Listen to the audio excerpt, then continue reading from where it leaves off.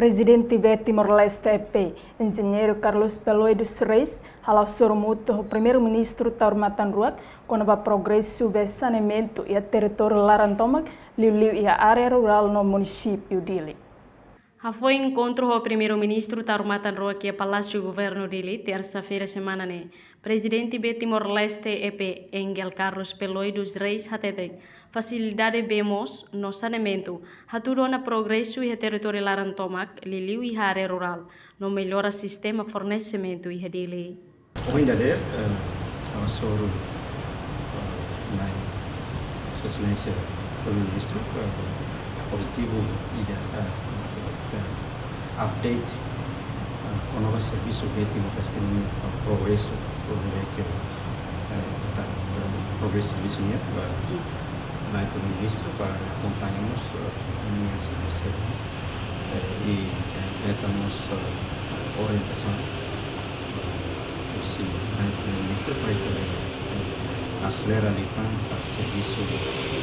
de saneamento que como deve ser o território tomado, a house de a área rural, o imposto muito livre, fokus do insight melhor sistema de fornecimento de aquilo que de facto é parte Atu acelera a investimento para produto Fonsira e a município posto no capital, também primeiro-ministro Taurmatan Ruat, Husu Babe Timor-Leste, atu coordena o parceiro de desenvolvimento, atu processo de implementação labele enfrenta problema. Além disso, a área de investimento nós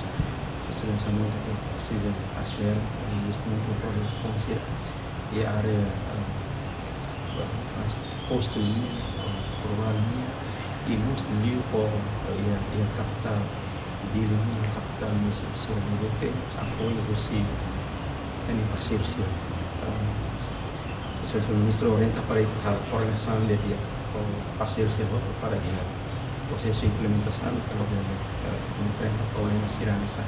overlapping nessa alocação do serviço